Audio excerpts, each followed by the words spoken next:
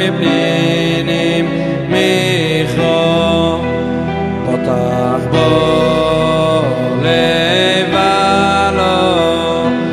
ושלו לא יחסור כמו לעשותוי ולא ירוא כל ימי חייהו דורשות צמר ופשתים ותז בחפץ כפהו אוי סוף קומי אוי סויכר ממרחוק תוביל לחמו ותוקום ביוד לילו ותתרב לביסו וחוק לנבוסהו זומם הסודה ותיקוחהו מפרי כפהו נוטו קורם חוגרו חויז מוסנהו ותאמץ צרוי יוסהו תואמו כי טוב סחרו לא יכבה בלילה נרו יודע שילחו בקישור וחפהו טוב גוף הולך כפור פורסו להוני ויודע שילחו לא אביון לא יסירו לביסו משולק כי כל ביסו לא בושונים מרבדים עושה סולו ששווה ארגומון לבושו נוידו השורים בלו בשבטוי עם זקני אומץ סודינו ססו בתים כל וחגוי נוסנו לכנעני אוי זביעתו לבושו. Chers amis, Boker Tov à tous et à toutes. D'abord, je m'excuse, mais aujourd'hui on a des travaux de la mairie juste devant notre porte, donc je ne sais pas si vous entendez quelque chose, parce que c'est vraiment des marteaux-piqueurs, des grosses machines là, marteaux-piqueurs là, des... Alors Bezrat Hashem, on va essayer, en tout cas, qu'il y ait Shavua Tov, une bonne semaine à tous et à toutes. Bezrat Hashem, beaucoup d'Atzlacha dans tous les domaines, beaucoup de réussite, beaucoup de délivrance en douceur, Bezrat Hashem. Alors on fait le shiur pour la refoua de Mes'od Ber Sultana, Anaël Cécile Batsarit, Naël Batsuzi, Chanachaya Bat Pnina, Sonia Bat Habiba, Sandrine Bat Janine, Janine Bat Eglantine, Christian Denis Ben Christina, Oreida Bat Rivka, Adel Bat Sarit, Chana Bracha Chaya Bat Rachel, Sarah Bat Elisabeth, Yochevet Bat Miriam Atia, Yaakov Ben Yochevet Atia, Hallel Sarah Bat Caroline, Léa Myriam. Je veux savoir juste si vous entendez quelque chose. Est-ce que c'est audible? Je sais qu'il y a du bruit. Alors bon, ok, ils disent d'entendre quand même quelque chose. J'essaie de mettre le micro le plus proche de moi.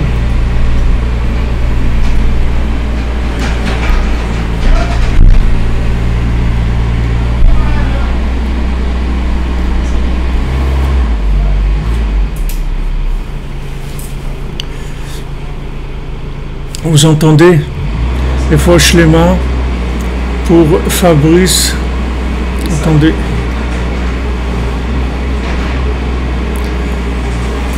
Et fois Shlema pour Fabrice Ben Sylviane. Ok, j'essaie de mettre le plus proche.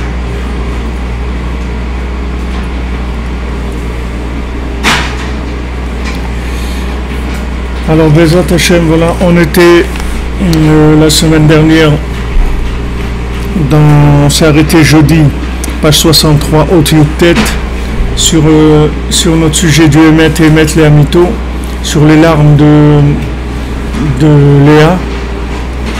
Et bien sûr, Rabbi Nathan, il va enchaîner maintenant sur le nian de Chatzot et de l'importance de se lever à Chatzot, justement par rapport à ce qu'on a vu la semaine dernière, pour retourner vers Echad, c'est-à-dire pour nous, en fait, ramener nos problèmes, nos frustrations, nos manques, les ramener vers Echad. Savoir que le véritable manque, en fait, c'est le manque de connexion avec Hachem. C'est le manque de la Shrina. Si maintenant vous prenez un enfant, il va être un petit peu agacé, un petit peu énervé. Alors il va demander un jouet. Et ensuite, au bout de 2 minutes, il jette le jouet. Après, il demande du manger. Il mange pas. Après, il demande qu'on joue avec lui. Il veut pas jouer. Après, il demande à dormir. Il veut pas dormir. Mais en fait, qu'est-ce qu'il veut? En fait, ce qu'il veut, c'est sa maman. C'est ça qu'il veut. C'est-à-dire tout ça, ce sont des choses parce que maintenant, il n'arrive pas à être avec sa maman. Alors il a l'impression que ces choses-là, ça va le satisfaire, ça va lui amener quelque chose qui va le calmer. En fait, ça ne va pas le calmer du tout. Ça ne va pas le calmer. Maintenant, nous c'est la même chose. C'est-à-dire que tout ce qui nous manque dans ce monde-là, en fait, ce qui nous manque, c'est le contact avec Hachem. Parce que si on est en contact avec Hachem, alors on vit dans l'Ashgacha Pratit. Ces deux modes de vie qui sont complètement différents. Ces deux modes de vie complètement... Ça a l'air de rouler, tout le monde roule, mais tout le monde ne roule pas avec les mêmes énergies. En Ukraine, il y a ça, ils ont des voitures qui marchent au gaz et à l'essence. Alors quand le gaz se termine, alors ça passe sur l'essence. Mais ce n'est pas la même chose, c'est deux systèmes complètement différents. Il y a un système qui est le système de vivre par rapport à ce monde, en cherchant dans ce monde des choses qui vont nous satisfaire, qui vont nous construire, qui vont nous amener un bonheur, soi-disant, parce que tout le monde cherche la même chose, tout le monde veut vivre, tout le monde veut du bonheur, veut de la joie. Seulement soit on essaie de se construire avec les éléments de ce monde, soit on essaie de se construire en fait par un rapport avec Hachem, une connexion avec Hachem. Si maintenant on cherche à se construire en connexion avec Hachem, alors c'est une autre vie complètement, parce que on reçoit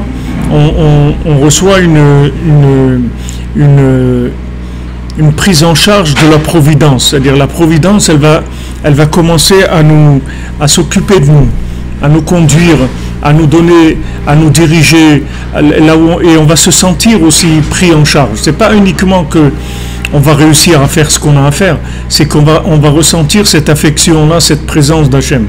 Donc c'est deux modes de vie qui sont complètement différents et qui sont les deux dans ce monde. Les deux sont dans ce monde. Ces deux modes de vie sont là. Ils sont là et la plupart des gens, ils ont choisi malheureusement le côté interactif de la matière en multipliant les possibilités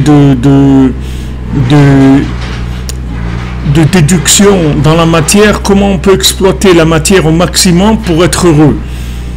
En fait, Esav, il essaye d'exploiter la matière au maximum. La réussite, réussite dans les études, dans la connaissance, dans le pouvoir, dans tout ce qui peut être les réussites de ce monde-là, et il développe, il raffine au maximum tout ce qui peut se déduire, comment on peut au maximum tirer profit de ce monde, l'exploiter, le gérer le mieux qu'on peut, pour toujours arriver à un certain bonheur, une certaine satisfaction, etc. Ça, c'est un système, c'est le système de Esav. Maintenant, le système le système de Yaakov, le système de Léa, c'est un autre système. C'est le système de se dire, voilà, en fait, on m'a parachuté dans ce monde sans me demander mon avis. Comme la Mishnah nous dit, on ne te demande pas ton avis, tu viens dans ce monde. Et une fois que tu es dans ce monde, alors tu réfléchis, essaye de voir qu'est-ce que tu es venu faire ici. Maintenant, tu as un certain laps de temps. On va te donner un maximum maintenant 120 ans. Et on va voir pendant ces 120 ans ce que tu vas faire ici. Si quelqu'un y réfléchit, il se dit, écoute, moi on m'a parachuté ici, on m'a pas demandé mon avis. Maintenant, je suis pas là pour éternellement. Je suis de passage. Donc, comme je suis de passage, j'ai des choses à faire, mais pour un but final, pas pour ici, puisque ici, de toute façon, ça va se terminer. Donc, tout ce qui n'est pas en rapport avec une vie future, ça n'a pas tellement d'intérêt, même si j'ai réussi. Quelqu'un qui s'est installé sur le quai de la gare, même s'il a réussi, s'est construit une tente, il a amené là-bas de l'électricité, il a amené un frigidaire, il a amené tout. Mais sauf quand le train il va arriver, il va partir, il ne va pas prendre avec lui. Il est sur le quai de la gare, tout le monde le sait. Il n'y a personne qui... Seulement c'est, disons, c'est un petit peu plus difficile au départ. La connexion, c'est quelque chose qui est un petit peu plus difficile. Donc ça demande une recherche. Et il va falloir, malheureusement, il va falloir pleurer. Parce que le fait qu'on va pleurer, pourquoi on va pleurer? Parce qu'on est perdu, en fait. On va pleurer parce qu'on est perdu dans ce monde. On n'est pas du tout, disons, c'est pas évident de trouver sa route. C'est pas évident du tout de trouver sa route. Même si vous savez ces éléments-là, même si vous avez réfléchi et que d'abord vous avez toute l'enfance et toute une période de votre vie où vous êtes énormément manipulé par les systèmes dans lesquels vous êtes. C'est très difficile des enfants révolutionnaires, c'est très rare des enfants qui sont révolutionnaires. En général, l'enfant il se plie. C'est très rare un enfant qui soit révolutionnaire. Il faut qu'il ait une inspiration extrêmement forte. Mais la plupart des gens, moyennement, ils vivent dans des systèmes. On s'habitue à vivre dans des systèmes. On nous présente des choses comme étant un but et à atteindre, un challenge. Voilà, tu vas arriver à cette chose-là, etc. Et on y croit, on voit des artistes, on voit des vedettes de la chanson, des vedettes du cinéma, des vedettes de la politique, des vedettes des affaires. Il y a des journaux où on vous dit, voilà, les plus grands riches, ceux qui ont le mieux réussi dans les affaires, dans le monde, voilà, celui-là il a tant de milliards, celui-là... Voilà, on baigne là-dedans, c'est très très difficile de trouver son chemin. Très très difficile. Maintenant, il y a une chose, il y a un point de départ, c'est une sensation de vérité, c'est-à-dire de ressentir quelque chose que au fond de nous-mêmes, il y a des appels de l'âme. Et l'âme, elle est pas du tout à l'aise dans ce système-là. Elle n'est pas bien, l'âme. Donc l'âme en nous, elle pleure, elle est pas bien. Elle n'est pas bien du tout. Donc elle essaye de temps en temps un petit peu de nous piquer un peu, d'essayer un petit peu de nous réveiller, essayer et quand on se trouve, quand on réalise l'absurdité de ce monde, alors ça devient extrêmement difficile après. Parce qu'une fois que tu as réalisé que c'est absurde, si maintenant tu parles avec des gens, la plupart des gens ils vont te prendre pour un fou. Parce que la plupart des gens ils permettent pas ce genre de réflexion. Parce que ce sont des réflexions qui déstabilisent énormément et qui peuvent rendre les gens malheureux. Et il y a aussi des risques. C'est pas tous les gens qui ont ressenti le mal de vivre qui ont trouvé la vie.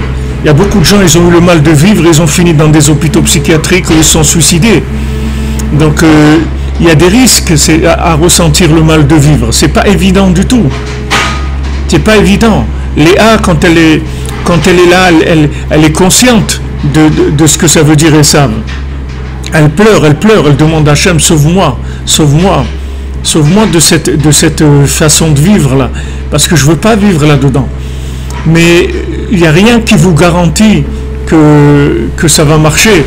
Et même si ça marche, des fois ça marche pas tout de suite. Des fois vous allez mettre des années et des années. Il faut tenir pendant ces années-là. Parce que pendant ces années, vous êtes ni là ni là.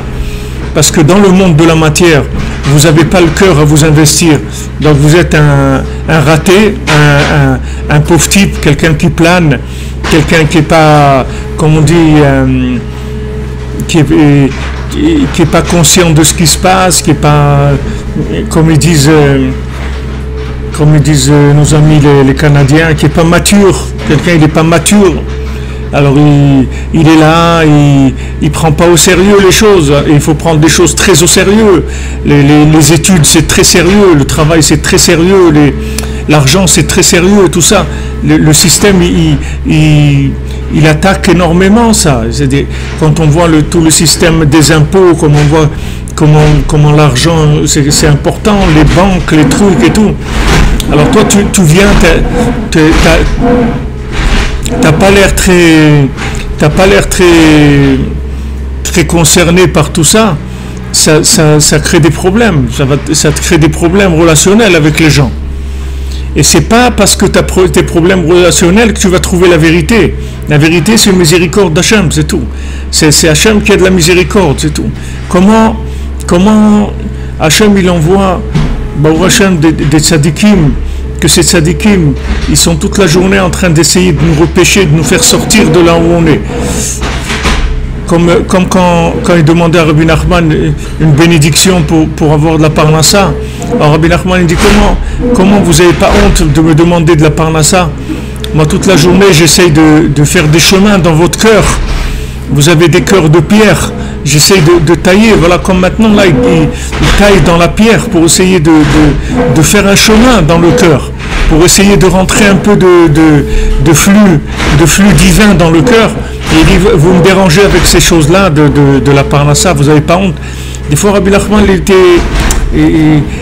était comme ça un peu dur, parce que toute sa vie, il a fait que ça, se soucier comment on va arriver à faire rentrer de la spiritualité dans des individus.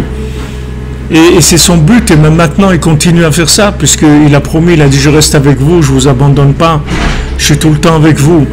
Donc c'est pas évident, je veux dire, c'est quelque chose d'extrêmement difficile. Et même maintenant, quand on a fait prendre conscience à quelqu'un, il y a des niveaux de conscience qui sont momentanés. Tu ne restes pas dans un top de conscience tout le temps.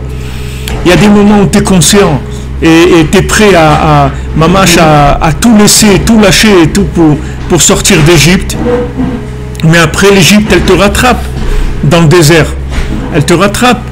Il te dit, parce que Paro et son armée, ils sont toujours derrière toi, à courir derrière toi, à te dire, mais attends, mais regarde, qu'est-ce que tu as fait, etc.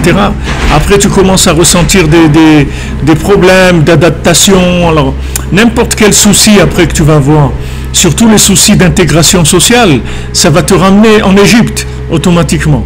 Tous les soucis d'intégration sociale, ça ramène en Égypte. Quand la personne, elle n'arrive pas, c'est bien beau de vouloir vivre dans la Torah et tout, mais il faut être accepté, il faut avoir sa place. Quand tu veux mettre tes enfants à l'école, on les accepte pas. Quand tu veux louer une maison, on te demande des garants. Quand on te dit qu'est-ce que tu as comme salaire, toutes sortes de choses qui sont des exigences sociales qui rendent la vie difficile. Et alors que la personne, elle pense que parce qu'elle vit dans la vérité, tout le monde il est beau, tout le monde il est gentil, tout le monde va s'aimer, va s'entraider, etc. Ça c'est vrai, mais c'est une vérité de l'autre monde, c'est pas ici. Ici c'est pas comme ça. Ici que c'est pas parce que des gens ils ont de la vérité qu'ils vont être ils vont être avenants, ils vont avoir de la compassion pour tout le monde, etc. Socialement, c'est très difficile. Léa, elle n'est pas aimée. Léa, elle n'est pas aimée. Par qui elle n'est pas aimée? Par Yaakov lui-même. Yaakov, c'est la Torah. Yaakov, il représente la vérité. Par les gens de vérité, elle est mal aimée. Elle est mal aimée. Elle nous dérange. Pourquoi tu pleures tout le temps? Pourquoi tu n'es pas contente? Pourquoi tu ne souris pas? Pourquoi? Parce qu'elle dit, attends, j'essaye de fuir le mensonge. J'essaye de fuir la matière, j'essaye de fuir la futilité de ce monde. Et tu me demandes pourquoi. On voit que c'est extrêmement difficile. C'est pas quelque chose de facile. Pas quelque chose de facile. Abraham Avinu, il commence à révéler Hachem dans le monde et tout. Dès qu'il commence, alors il y a la famine. Il y a la famine. Il arrive en Eretz Israël, il y a la famine. Tout de suite, il est obligé de quitter Eretz Israël. Rabbi Nathan, il dit combien de fois Abraham Avinu a été obligé de quitter Eretz Israël? Parce que ça allait pas. Il n'y avait pas de quoi manger et tout. Alors les gens ils se moquaient de lui. Ils disaient, ah ben, on la voit bien ta vérité. Hein? Oh là là, formidable ta vérité. Qu'est-ce que c'est cette vérité-là? Tu n'as même pas de quoi manger, regarde commenter, etc. C'est pas évident. Je veux dire que c'est une lutte avec beaucoup d'émouna. Tous les jours. Il faut beaucoup d'émouna.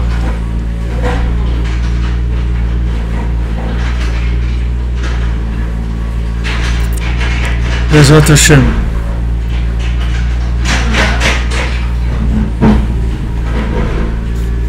Alors maintenant, ce qu'il dit Rabbi Nathan, Vezeu prinat klimat chatzot.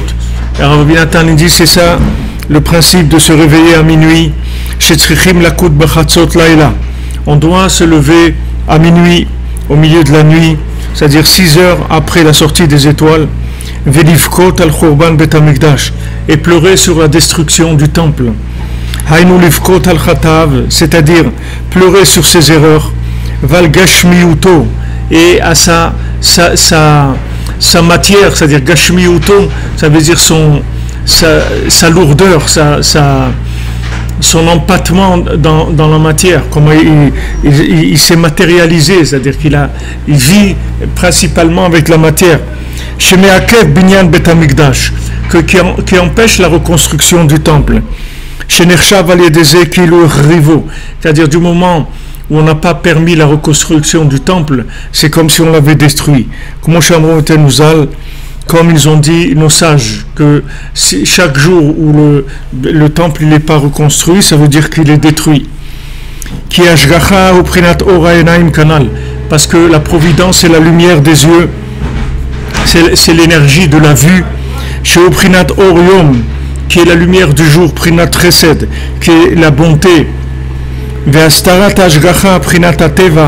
maintenant, lorsque la providence est cachée, qu'on passe dans le teva, c'est-à-dire les lois de logique, les lois de cause à effet, c'est-à-dire l'exploitation de ce monde par le schéma binaire et pas par l'intervention de la troisième dimension, comme on a dit au début, c'est-à-dire que la personne elle vit dans le schéma binaire, ça c'est un rapport avec ça rapporte ça fait ça a cette conséquence, ça amène cette chose, ça construit ici, ça fait ces systèmes binaires.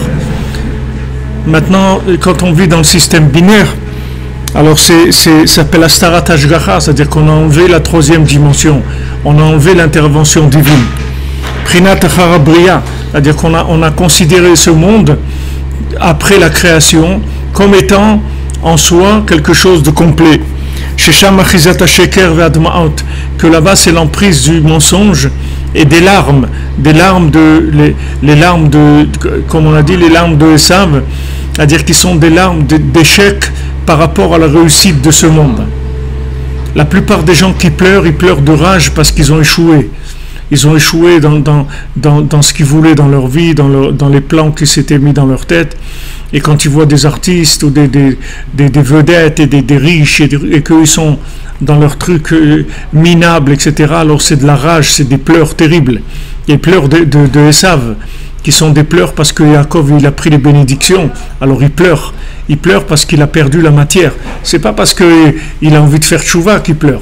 Il pleure parce qu'il a raté il a raté sa vie. Il aurait pu être, voilà maintenant les vacances qui arrivent, il aurait pu se payer un hôtel 5 étoiles à Las Vegas à $3,000 par jour. Et voilà, il va aller maintenant, il va aller en vacances en Dordogne. Et il va cueillir des coquelicots, il est obligé d'aller chez sa belle-mère parce qu'il n'a pas de quoi payer ses vacances, ou chez un oncle et une tante et qui vont l'accueillir en lui faisant la tête parce qu'il lui montre bien qu'il les dérange, mais comme il n'a pas ses moyens, alors il va aller là-bas, et il va regarder la télé, il va voir des gens qui sont en train de s'éclater dans les plages, dans les trucs, dans les grands hôtels, les grands restaurants. Et lui, il mange son quignon pain avec une tranche de sauciflard. Et voilà, il se dit, et voilà, et voilà où on en est, les amis. Voilà ce que ça a rapporté. Alors ça, c'est de la rage terrible. Ça donne de la rage terrible. C'est des larmes qui sont à l'intérieur. Et après, il faut oublier vite ses vacances. Et quand il rentre après au travail ou à l'école, on lui dit « Ah, où tu étais en vacances ?» Il a honte de dire où il était en vacances. Parce que les autres, ils ont été dans des endroits. Et lui, il a été là. Et ils n'avaient pas les moyens. Et comme ça, toute la vie dans l'amertume, comme ça, d'un système qui est entièrement mensonger. Mais tout le monde vit là-dedans. Alors, d'avoir affaire à ce système binaire, c'est très très dur. C'est l'obscurité, c'est la nuit. Maintenant, qu'est-ce qu'ils font les Bnei Israël? Tout notre travail à nous, c'est d'inclure la nuit dans le jour. On sait que ce monde-là, c'est la nuit. D'ailleurs, par quoi il commence un jour? Il commence par la nuit. Un jour, il ne commence pas par le matin.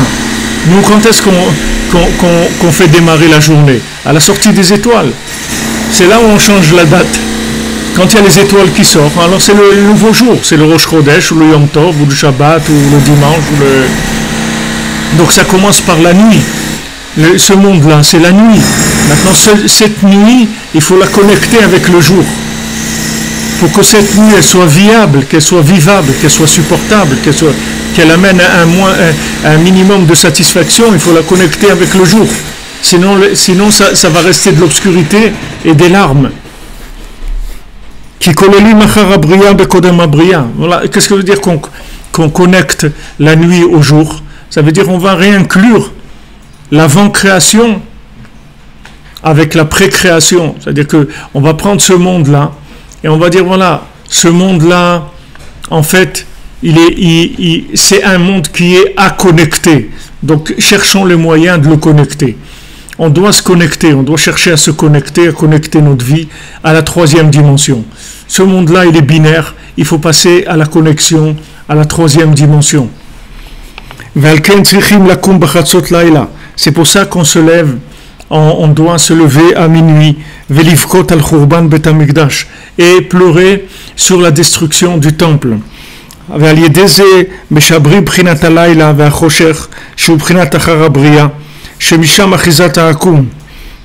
le fait que maintenant on se réveille au milieu de la nuit, on casse l'emprise de l'obscurité, l'emprise du mensonge, d'où vient toute l'emprise, toute la vodazara, c'est-à-dire toute l'idolâtrie elle vient de là. Toute la force d'idolâtrie. Qu'est-ce que c'est l'idolâtrie? C'est le schéma binaire, c'est ça l'idolâtrie. C'est que la réussite, elle dépend d'un élément de ce monde. Qu'est-ce que c'est l'idolâtrie? C'est le rapport de cause à effet entre des éléments, c'est ça l'idolâtrie.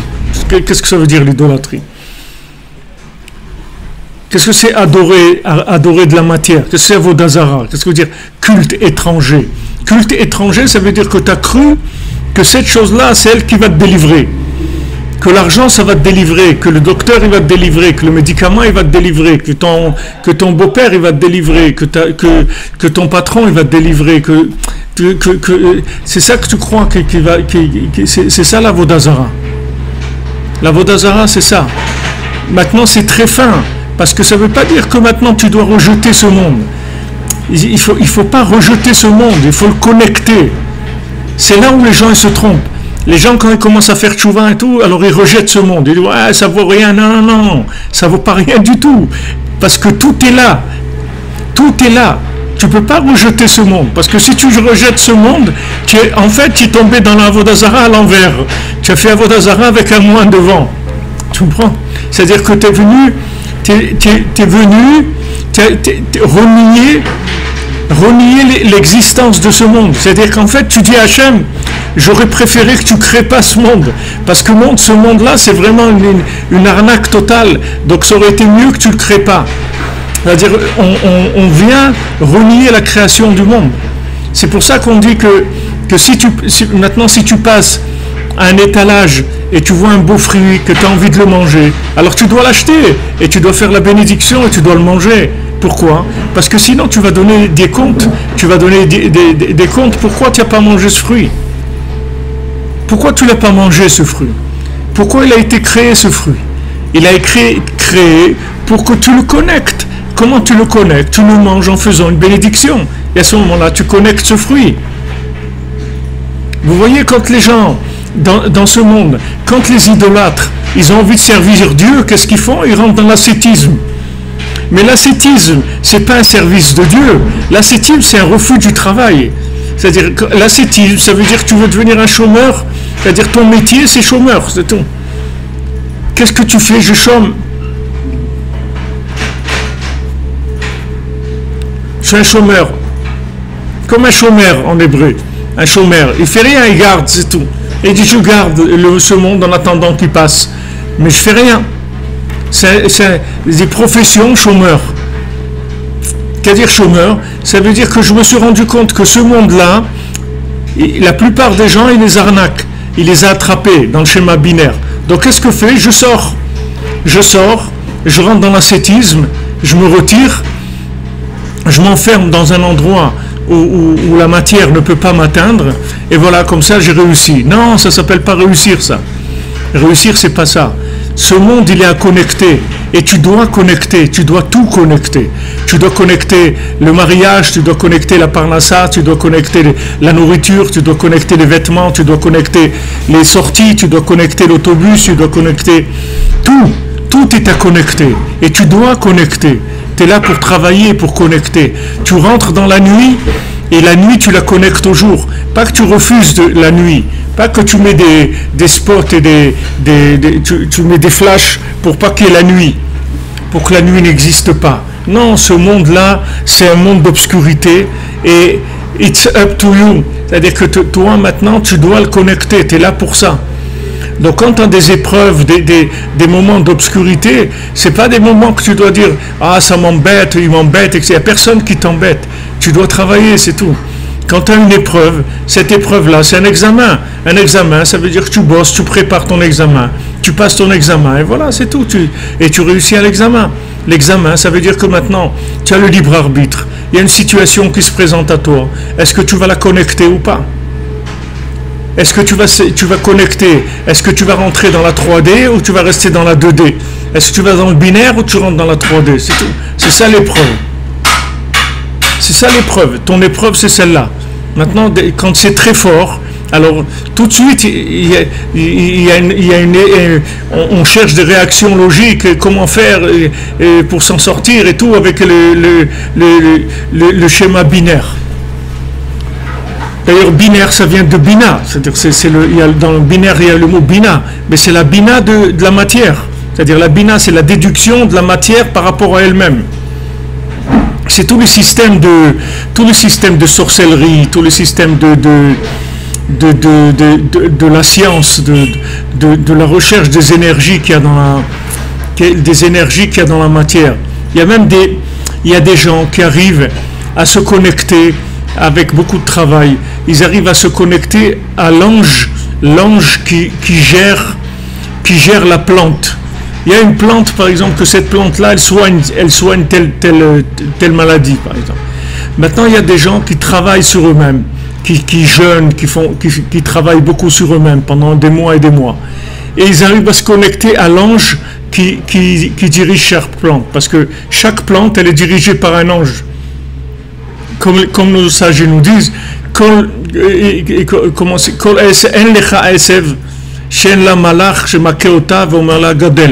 n'y a pas une plante qui n'a pas un ange qui l'a fait pousser, qui lui dit de grandir.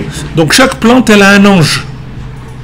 Maintenant, il y a des gens qui arrivent à cette spiritualité-là, à arriver à être en contact avec l'ange, de manière à ce qu'après, l'ange, il donne l'énergie à la plante au moment où ils ont besoin de soigner quelqu'un ou de se soigner eux, etc.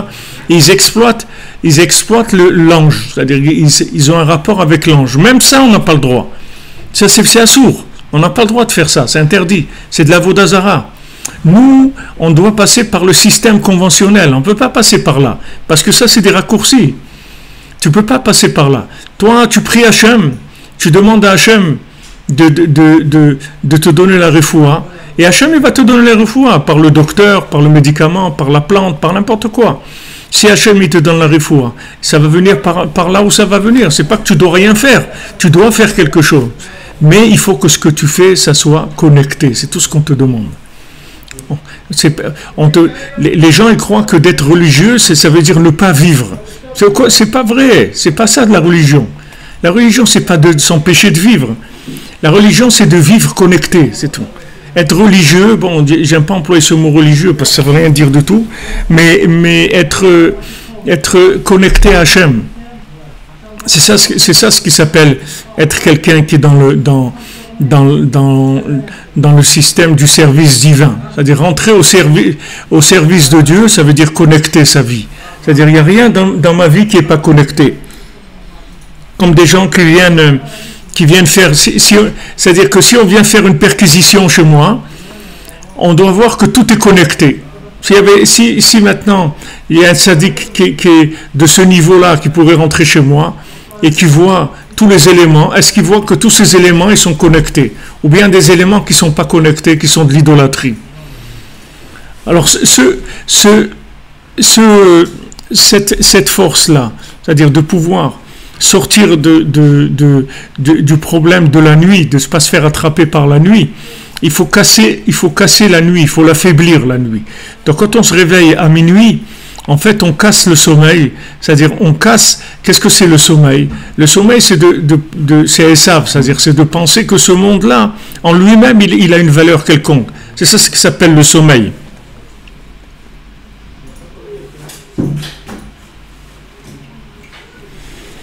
Monsieur Elbaz, le nazir, il demande le nazir. Comment on dit en français le nazir?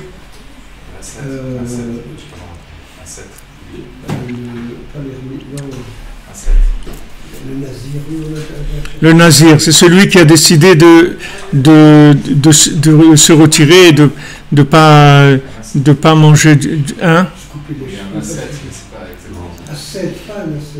Ascète, mais bon, c'est pas un ascète, disons, ascète. Ou un ermite.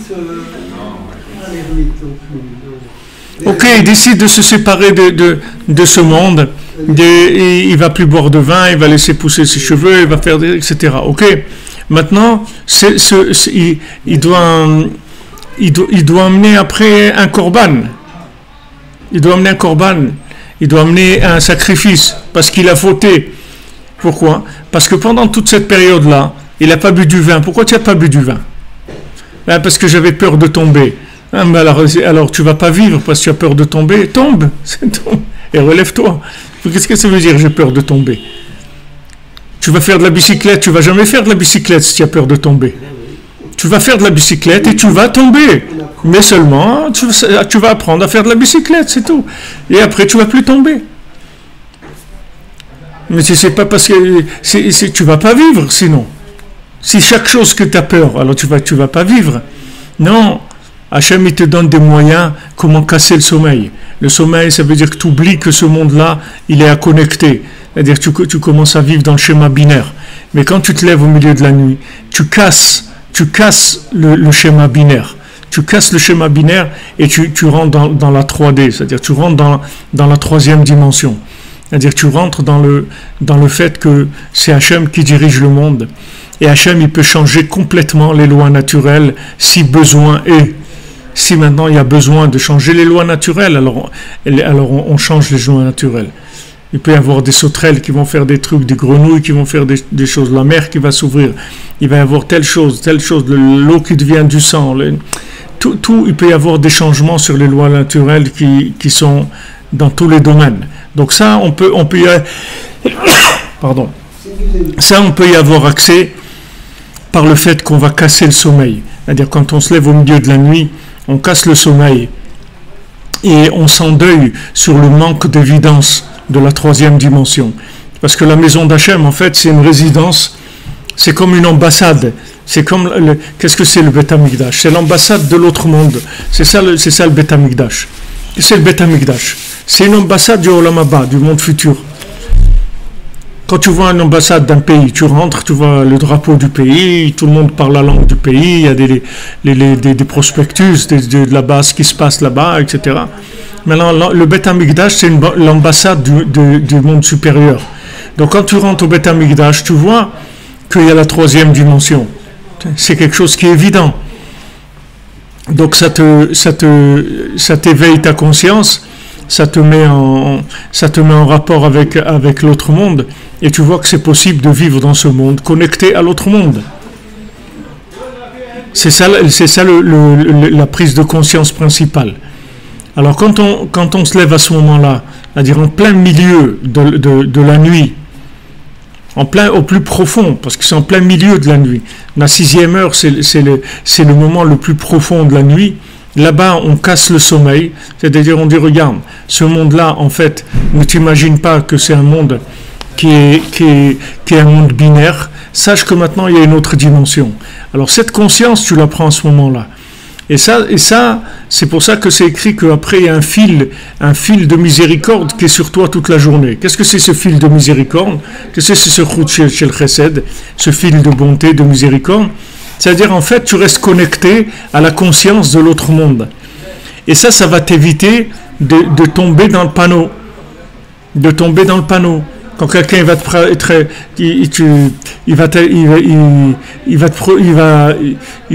proposer une affaire louche, tu vas lui dire mon ami, ça m'intéresse pas. Il dit mais pourquoi? Tu peux gagner. Il dit non, mais moi je peux pas, je suis surveillé. Je peux pas, je suis surveillé. Moi je vis en 3D. Moi je vis pas en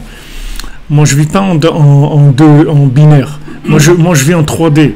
Donc je peux pas faire n'importe quoi. Je suis obligé de faire attention. Je ne peux pas faire n'importe quoi.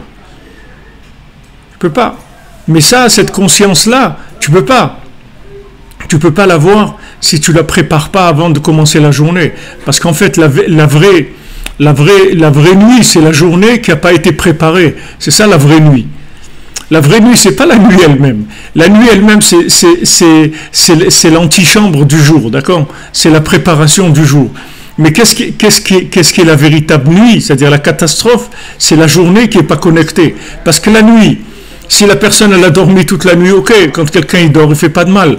Il est en train de dormir, il n'a rien fait de mal. Il dort, c'est tout. Il n'y a pas de problème. Mais si maintenant, la nuit elle est faite pour préparer le jour.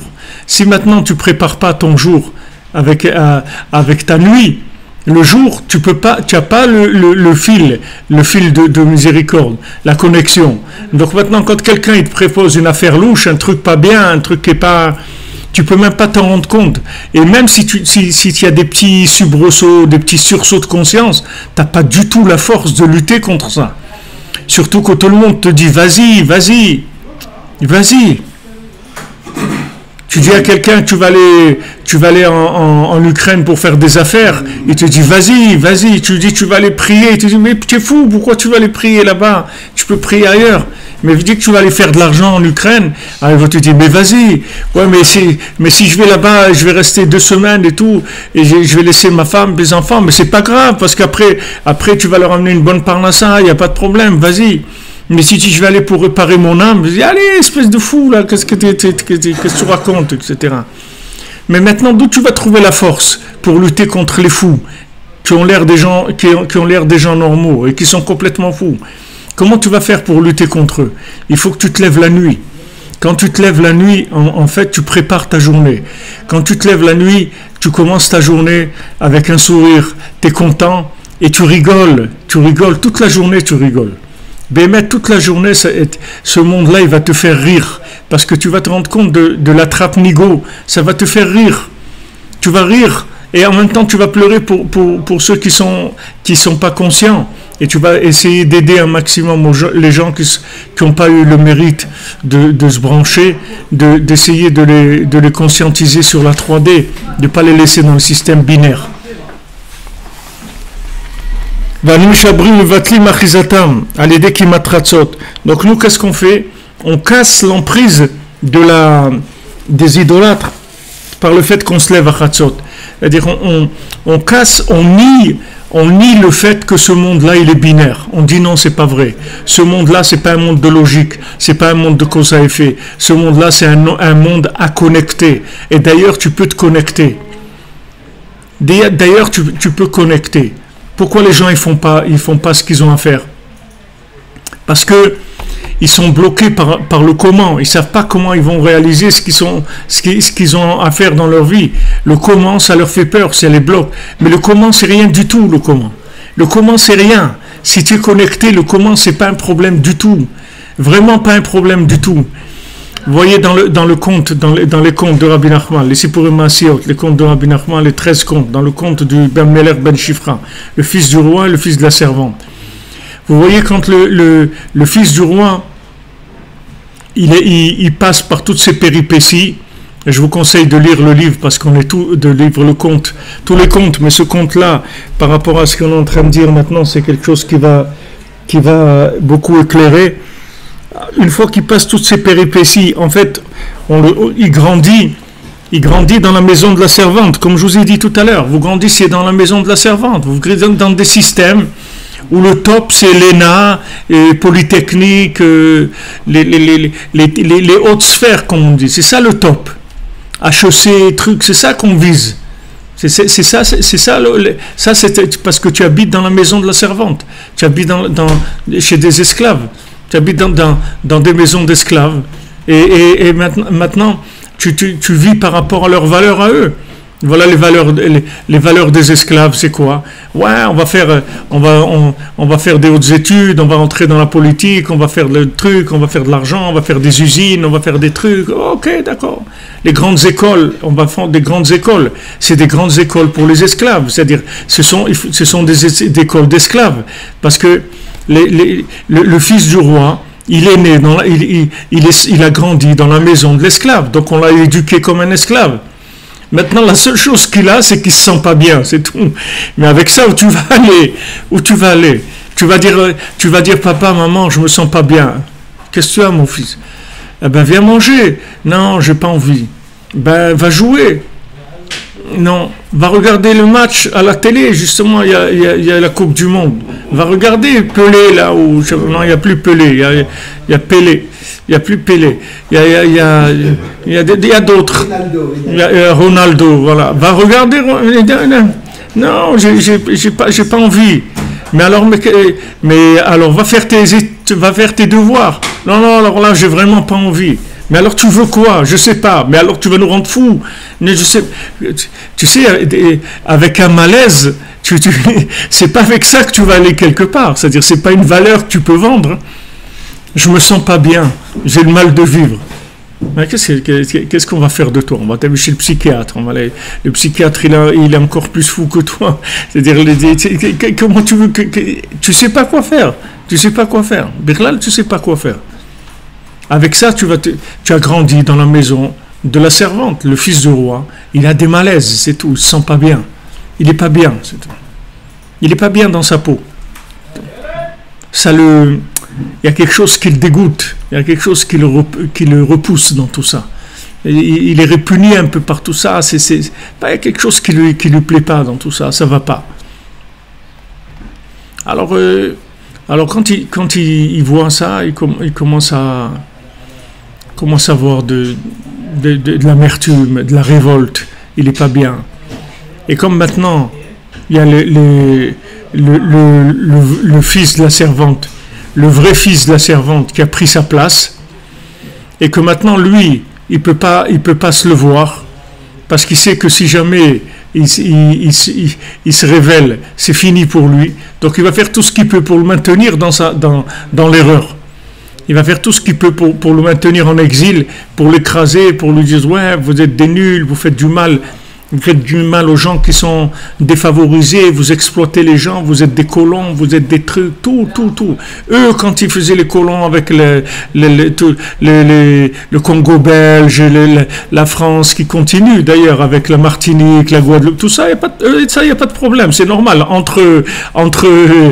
Entre colonisés et colons, il n'y avait pas de problème. C'est le langage. Mais les Juifs, c'est des colons. Les colons de Jérusalem, Yerushalayim, c'est les colons. Ils ont colonisé Jérusalem. C'est-à-dire, il va faire tout ce qu'il peut pour te mettre mal à l'aise, pour que tu sois pas bien dans ta peau, vraiment pas bien. C'est-à-dire que tu n'arrives pas à te connecter parce que tu n'es pas bien dans ta peau. Il va t'accuser de toutes sortes de choses. Toutes sortes de choses, il va te faire passer pour un terroriste, c'est toi le terroriste. C'est toi le terroriste. Voilà, il y a maintenant un des plus grands, je sais pas quoi, comment on appelle ça, un des plus grands,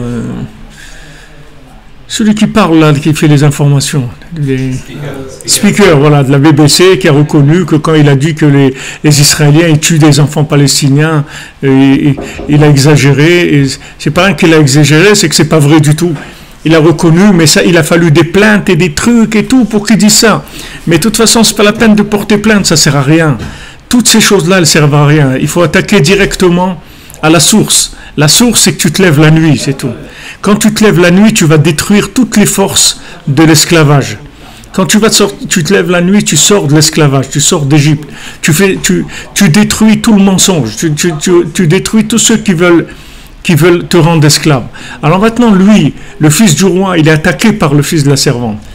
Alors maintenant il demande à Hachem, il dit, mais c'est injuste ce que tu me fais. Parce que si je suis un fils de roi, alors donne-moi ma place. Et si je suis un fils de servante, laisse-moi être un fils de servante. Mais là, tu m'as mis fils de roi dans un statut de fils de servante. Mais c'est très très dur à vivre. C'est extrêmement dur à vivre. Parce que les gens, ils m'accusent d'être le dernier des derniers. Alors que si tu me laissais être un vrai fils de servante, je serais moyen comme tout le monde. Mais là j'ai des accusations sur moi comme étant vraiment un bonhomme, mais le pire qu'il y a sur terre. Le pire, c'est l'horreur même.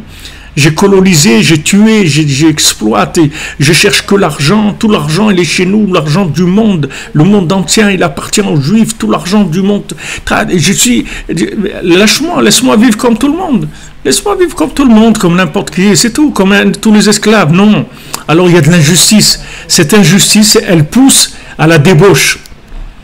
Après, il commence à faire le fou dans les mœurs, dans la débauche, dans les trucs. Il veut se détruire. Il n'en peut plus de cette injustice-là.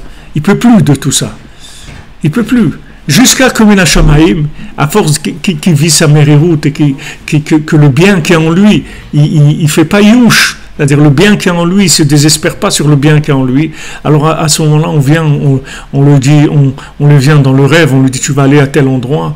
Le premier travail qu'on va te proposer, tu vas le faire, etc. Allez, vas-y, commence à rouler. Et lui, il veut pas, il dit non, j'ai pas envie de faire ça, etc. Et on vient, jusqu'à qu'on l'oblige à le faire. On lui vient dans les rêves, on le revient, jusqu'à qu'il va le faire. Et une fois qu'il va le faire, de là, après, il va là-bas aussi avoir beaucoup de problèmes. Et de là, il va trouver l'homme de la forêt. Une fois qu'il va trouver cet homme de la forêt, qui est le tzaddik, à ce moment-là, Menachama, il va rencontrer l'autre aussi, qui était le faux roi, qui lui avait pris sa place. Il va le rencontrer dans la forêt et il va l'acheter pour un morceau de pain. Pour un peu de pain, il va acheter l'autre et il va devenir son esclave. Déjà, les choses, elles commencent un petit peu à se remettre en place. Et l'homme de la forêt, qui est le tzaddik, il va lui donner une petite boîte comme ça qui chante quand tu la mets sur un animal, il se met à chanter. Alors ça, il va lui donner en fait comment faire sortir le bien qu'il y a en lui, comment exploiter le bien qu'il y a en lui, comment trouver un petit peu de réconfort dans la connexion avec Hachem. Il va trouver le chant, c'est-à-dire la connexion avec Hachem, qu'il y a une autre dimension, etc. Ça va lui donner un petit peu de réconfort. Mais après, il va rencontrer le cavalier qui va lui proposer de lui donner la bina, la vin davar mitor davar, c'est-à-dire la déduction de la 3D, c'est-à-dire pour sortir du système binaire, déduction de la 3D. Imagine-toi, tu vois ce monde-là, tu le vois en binaire, il est plat complètement. On te donne la bina, tu le vois en 3D le monde. Tout tu vois en 3D, mais c'est un autre monde, c'est un monde féerique la 3D. Tu vois un immeuble en binaire, c'est un truc plat avec des lignes, c'est tout. Tu le vois en 3D, il y a des reliefs, il y a de la vie, c'est autre chose complètement. La bina qu'il va lui donner, c'est ça. Maintenant, dès qu'il a la bina, c'est-à-dire la déduction, il va comprendre qu'il peut arriver à retrouver sa place. Et il va aller dans le pays où il cherche un roi, et il va dire, voilà, je me présente, je veux me présenter pour être le roi de ce pays. Il dit, mais tu sais, ici, il y a des examens et tout. Il dit, je suis d'accord. Il dit, mais tu sais, c'est très difficile et tout. Et il leur répond comme ça, il dit, je ne sais pas comment je vais faire, mais je suis sûr que je vais y arriver. C'est-à-dire, il n'a plus du tout le comment, ça ne va pas l'arrêter du tout. Parce que le fait qu'il a déduit, qu'il est fait pour ça, c'est fini. On ne va plus l'arrêter avec le comment. Quand est-ce qu'on t'arrête avec le comment? Quand est-ce que maintenant tu habites en Dordogne là-bas, tu as envie de monter en Israël, et maintenant tu dis ouais, mais comment tu vas faire pour la Parnassa? Quand est-ce qu'on t'attrape avec le comment? C'est quand tu n'as pas vu la 3D. Mais quand maintenant tu as pris conscience de la 3D, c'est-à-dire que tu as déduit que toi, tu as un rapport avec cette chose-là et que ta vie, elle dépend de cette chose-là, il n'y a plus rien au monde qui va t'arrêter. C'est fini. Parce que tous les moyens, on va te donner tous les moyens pour réussir ton projet. Parce que dès que tu te connectes avec la 3D, tu reçois tous les moyens pour faire ce que tu as à faire. Tout ce qui te manque comme moyen, en fait, c'est parce que tu n'es pas convaincu que c'est ça que tu dois faire. Mais si tu es convaincu que c'est ça que tu dois faire, tu vas avoir tous les moyens, même des moyens que d'habitude tu n'as pas, même des moyens physiques, comme je vous dis pour David Ameller. Il va se battre contre un lion et il le gagne. Il va se battre contre Goliath et il gagne Goliath. Il n'a pas peur de Goliath. Pourtant, Goliath, c'est très impressionnant. N'importe qui voit Goliath, il meurt avant même de s'approcher de lui. C'est des monstres, des gens, de voir ça, c'est horrible. Rien, David Amer, il n'a pas peur du tout. Parce que ça y est, il est passé dans la 3D. Il sait que maintenant, ce qu'il veut faire, il va le faire. Il va le faire. Il est sûr de ça. Parce que ça vient d'une déduction de sa déduction. C'est-à-dire qu'il a déduit... Qu'est-ce que c'est la déduction? La déduction, ça veut dire que tu te vois là-bas, mais tu n'y es pas encore. Mais tu t'y vois comme si tu étais là-bas. C'est la même chose. Ça ne change rien. Au contraire, quand tu seras là-bas, ça sera encore moins fort que la déduction. Quand tu le déduisais, ça va être encore plus fort. Parce que quand tu vas être dedans, il va y avoir des choses un petit peu qui sont des choses à côté qui vont un petit peu te mélanger, hein? Ouais, perturber, mélanger, un petit peu changer l'intensité de la chose. Mais la déduction elle-même, elle est extrêmement forte. C'est la déduction, c'est-à-dire quand tu trouves Rabbi Nachman, ou quand tu trouves ton épouse, ou quand tu trouves l'endroit, c'est des choses qui sont au-dessus de tout ce qu'il y a dans le monde. Il n'y a personne qui peut t'arrêter. C'est ça, c'est tout. Il n'y a rien, il n'y a personne qui va t'arrêter. Et quand tu es dedans, là ça commence un petit peu le système d'exploitation, de trucs et tout, ça commence à s'adoucir un peu, être un petit peu mélangé. Mais la déduction, quand tu as déduit la 3D de la chose, c'est quelque chose d'extraordinaire. C'est quelque chose d'extraordinaire. Qu'est-ce que tu fais? Je m'en vais, c'est tout. Où tu vas? Je m'en vais, c'est tout. Je pars. Je pars, je vais vers ce que j'ai à faire, c'est tout. Si je ne le fais pas maintenant, quand est-ce que je vais le faire? Quand est-ce que je vais le faire?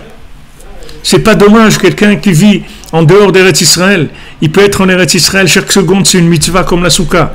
Il fait rien, il reste assis comme ça, il fait rien du tout. Chaque seconde c'est une mitzvah, comme s'il est dans la soukha. La terre, elle va le transformer, elle va le rendre un tzaddik.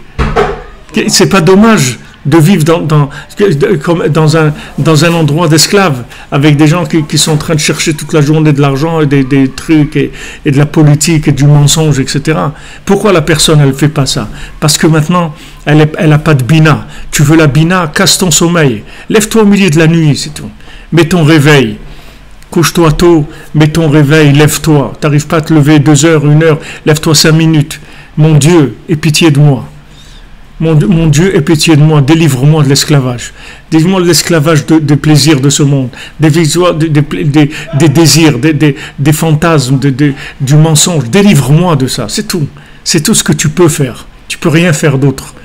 C'est les moments où tu peux avoir la clé, comme on dit la clé des champs, tu peux avoir la clé pour ouvrir les chaînes. Tu peux défaire tes chaînes. Et si tu ne fais pas ça, ta journée, c'est une journée enchaînée. Parce que tu es déjà enchaîné. Les gens, ils te disent, ouais, une chose, elle enchaîne l'autre, elle enchaîne. Parce qu'ils sont enchaînés, les gens. Ils sont enchaînés. Alors que si tu es libre, tu envoies tout balader. Tu vis ta vie, c'est tout. Tu vis ta vie, tu es capable de te retirer, d'aller tu vois une forêt, tu rentres dans la forêt. Ravaron Kiblitcher, c'était le beau-père de Rav Levitzrak, le beau-père de Rav, comment il s'appelait, Rav Moshe Glidman, de Rav Moshe Schensterhover, c'est le Rav Moshe Glidman. Il y a plusieurs qu'il a marié ses filles avec des tzadikim. Et lui, il n'arrivait pas à travailler. C'est-à-dire, c'est pas qu'il travaille tous les jours, il allait travailler. Il partait le matin après la prière, il allait au travail.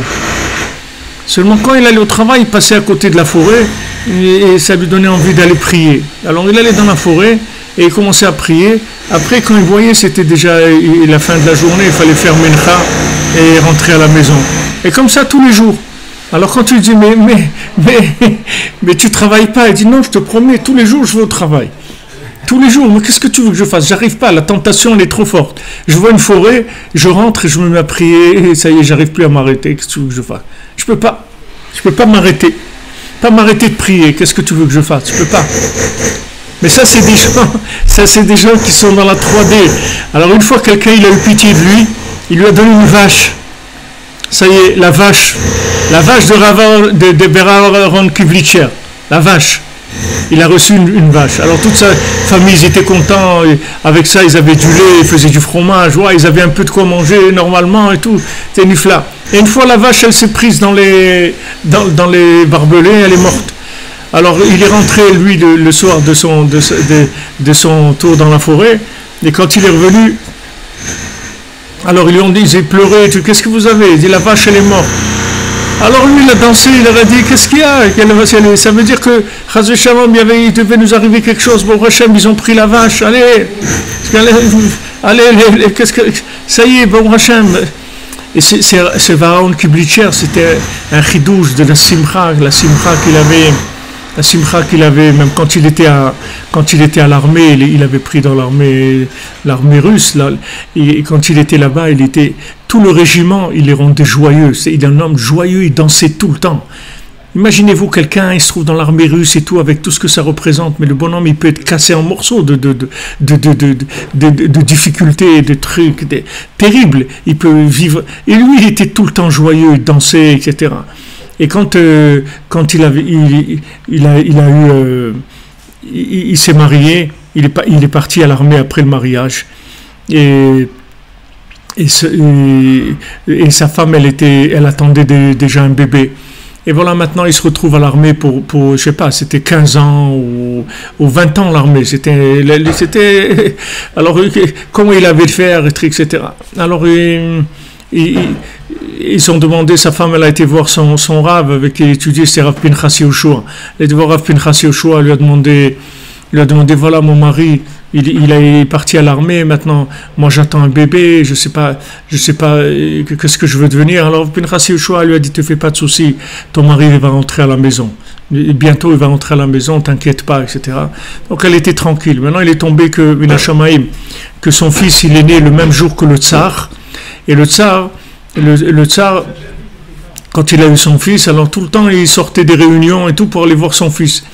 Alors sa femme elle lui a dit, regarde, toi tu peux pas rester 1 heure sans regarder ton fils venir l'embrasser, et regarde tous ces soldats, les pauvres qui ont leurs enfants, ils ne voient pas leur bébé pendant des mois et des mois, etc. Alors il a dit ok, je vais faire quelque chose. Il a dit, tout celui qui a eu un fils qui est né le même jour que mon fils, alors il est exempté de l'armée. Et lui, son fils à Ravankevicher, il était le même jour que le tsar. Donc ils ont reçu donc l'ordre à la caserne de le libérer. Maintenant, lui, il était tellement, il réjouissait tellement que le général de la caserne, il a écrit au tsar pour demander une exception de le garder. Il dit, parce que tous ils tiennent sur lui. C'est lui qui les réjouit à tous. Il leur donne de la joie et tout. Je veux le garder. Le tsar, il a dit, il n'y a pas d'exception. Et voilà, comme ça, il est rentré chez lui. Mais c'est des gens qui vivaient dans la 3D.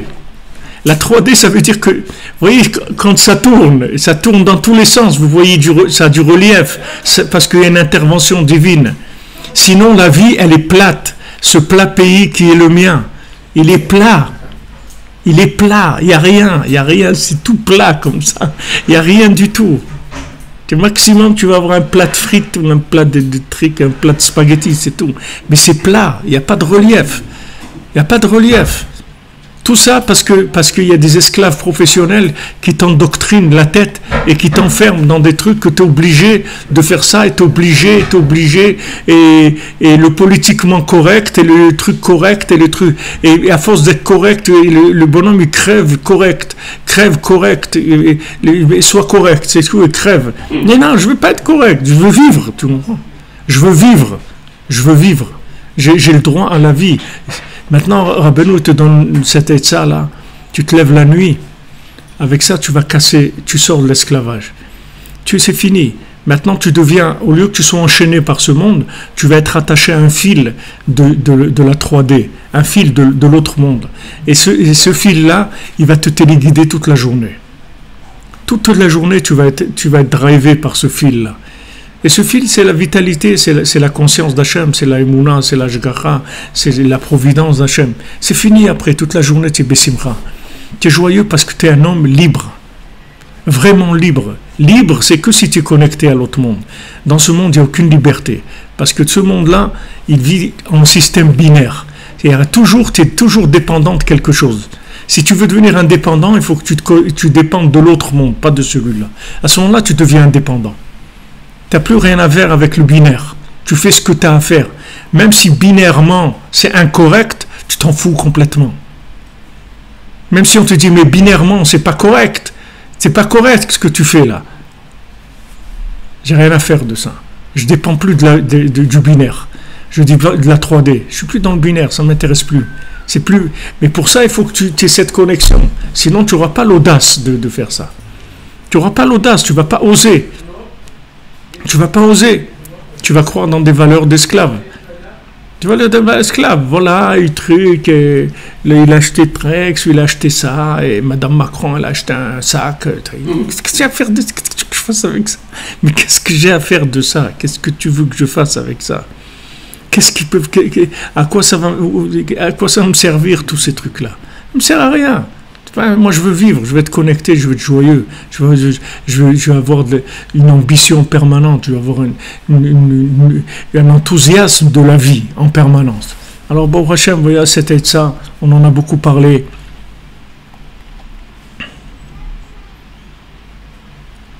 On en a beaucoup parlé, on va en parler beaucoup. Et je vous souhaite vraiment à tous et à toutes de le faire, parce que vraiment, c'est la clé de la liberté et de la réussite de la vie. C'est mamash la clé de la liberté. Rabbeinu dit Chatzot, Idbodedut, ça suffit. Avec ça, on arrive à tout. À tout. Tout. Tout ce que tu veux, avec ça, tu arrives à tout. C'est la clé de la délivrance. De la même manière que la délivrance première, elle était à Chatzot, à minuit. Moshe Rabbeinu, il a dit en Israël, à minuit on sort. Sachez que tous les soirs, à minuit on sort.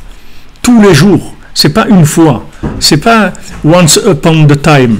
C'est aujourd'hui, tous les jours. On sort. Toutes les nuits on sort. Et chaque fois qu'on se lève, on lâche du lest. Chaque nuit, quand on se lève, on a lâché du lest. Et jusqu'à qu'à un moment, tu vas voir que le ballon il va s'envoler. Tu vas voir que c'est fini. Tous les sacs de blé, de sable, tous les sacs de sable, les pierres, les trucs qui te tenaient au sol, c'est fini. Tu vois que la montgolfière, elle s'en va. Salut les copains, à la prochaine. Hasta la vista, on se reverra un jour. Mais moi, je m'envole, c'est tout. Je m'envole vers ma vie, vers ma liberté, vers ma réussite, vers ma connexion avec le tzaddik, avec les Neshamot Israël, avec toute la spiritualité du monde, avec Hachem, avec tous les tzaddikim aussi qui sont dans le Gan Eden. Puisque quand celui qui se lève à ce moment-là, il rentre en communication avec tous les tzaddikim qui sont dans l'autre monde déjà. C'est un moment de communication où il y a une ouverture de communication avec l'autre monde. Donc c'est dommage de ne pas le faire, c'est dommage de ne pas essayer. Au moins on commence, on met le réveil déjà, et on essaye de se coucher tôt. Et avec ça on arrive à tout, Bezrat Hashem. Be'atzlacha, une bonne santé, que des bonnes nouvelles. Voilà, même le marteau-piqueur il s'est arrêté, Baruch Hashem, voilà, ça y est, c'est la liberté. Ah, il reprend. Ah. De bonnes nouvelles, Bezrat Hashem, que de bonnes nouvelles.